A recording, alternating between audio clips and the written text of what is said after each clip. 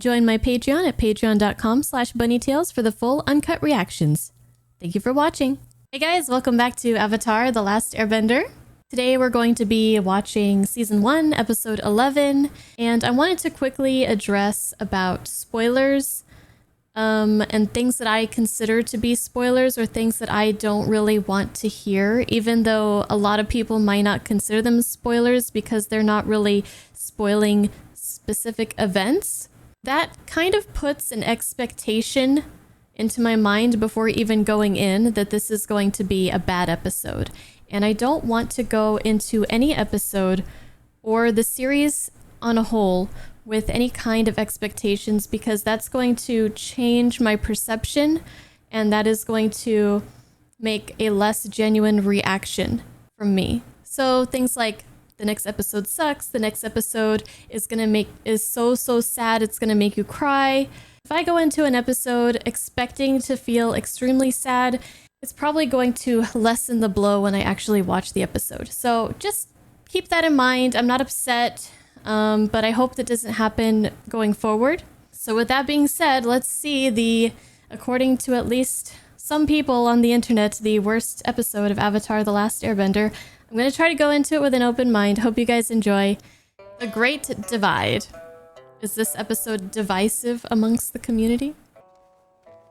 Look, Sokka's in this episode. It's amazing already. Sokka, you're supposed to put the tarp on top of the tent. You know, so we don't get rained on. You're infuriating. I feel like it's gonna rain. Hey, where's the campfire? They're fighting for no reason. Come back later. Harsh words won't solve problems. Action will. Why don't you just switch jobs? Aang the mediator, okay. There it is, guys. Oh, The Great Divide. a canyon. Hey, if you're looking for the canyon guide, I was here first. That's the Zhang tribe, a bunch of low-life thieves. They've been the enemies of my tribe for 100 years. I didn't know the canyon guide took reservations. Why can't they just all go together?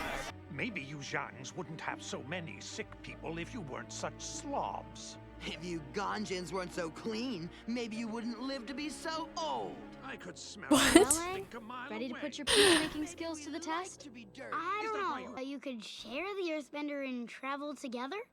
Exactly. He's the Avatar, Sokka. Making peace between people is his job. Saving the world is also his job. And we have a time limit.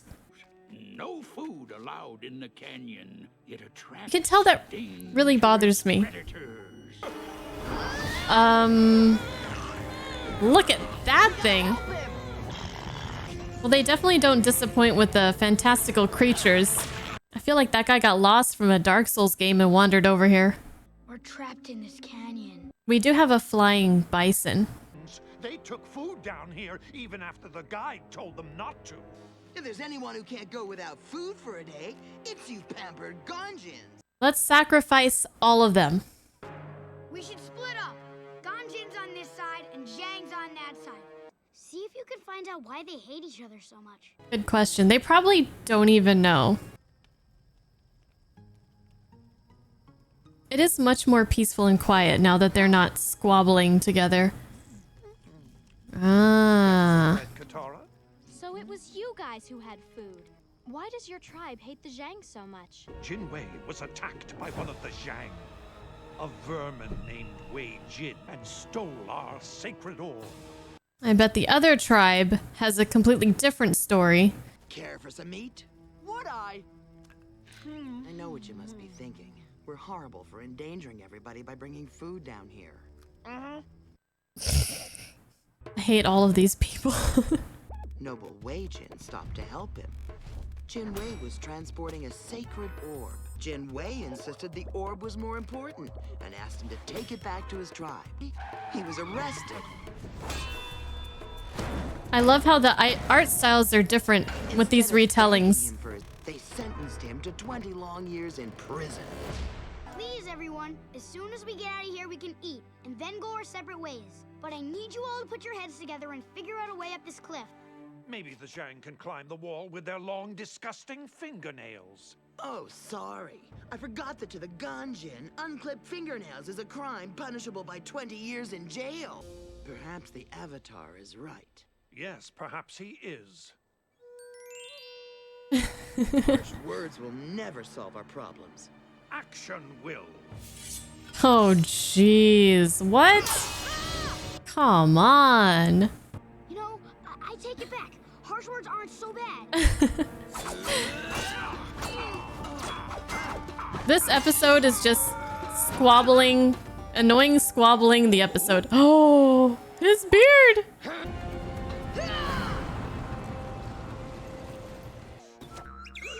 Is that food? You are all awful. His face. This episode is amazing. All the facial expressions. Come on now. Look at this. Hungry. This is worth it. Egg custard in that tart? They went ham on the animations. Okay. That's a lot of those things. I don't care about this stupid feud. I just want us to get out of here alive. Me too. I only took their side because they fed me. Sokka in the last episode and Sokka in this episode are almost like two different people. Everybody, watch me do what I do. That's how they're gonna get up? This seems really dangerous.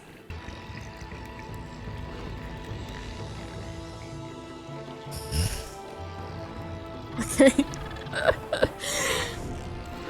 I'm just not gonna say anything. This poor man. Perhaps we're not so different after all. Too bad we can't rewrite history. Wait a second. Jin Wei? Wei Jin? I know those guys. I was there 100 years ago on the day you're talking about. First of all, Jin Wei and Wei Jin weren't enemies. They were brothers. Twins, in fact. And they were 8. And most importantly, they were just playing a game. The sacred orb from the legend? That was the ball. And the eastern and western gates were the goalposts. Jin Wei had the ball and was running toward the goal when he fell and fumbled it. Wei Jin didn't steal the ball. He picked it up and started running it back toward the other goal. But he stepped out of bounds. So the official put him in the penalty box. Not for 20 long years, but for 2 short minutes. There was no stealing and no putting anyone in prison. Just a game. I suppose it's time we forget the past. And look to the future. They're just gonna listen to that bogus story that this child says he's 112 years old? I mean, I know it's true, but how are they gonna believe that? That's some luck you knew Jin Wei and Wei Jin. You could call it luck. Or you could call it lying. What? I made the whole thing up. Oh god. You did not. That is so wrong. Now where's that custard tart? I'm starving. I stand corrected. It was all a lie. Well, that wasn't... Okay, so that wasn't horrible, but it's definitely not my favorite episode. The two tribes quarreling and just Sokka and Katara like just fighting for no reason at the beginning just because it's kind of like pertains to the theme of the episode or the moral of the episode. It's just kind of all a little bit annoying. Like, shut up already. But we got to see a cool new enemy type, those creatures. We got some good Aang moments. I feel like the past couple episodes, he's been kind of a side character a little bit more than previously. So he's brought back into the forefront, which is nice. And the amazing, amazing facial expressions that they drew in this episode were just top notch. And we got a nice little chuckle at the end. The best thing about this episode is it brought us one episode closer to the next episode. So I hope you guys enjoyed, and I'll see you guys in the next episode. Take care.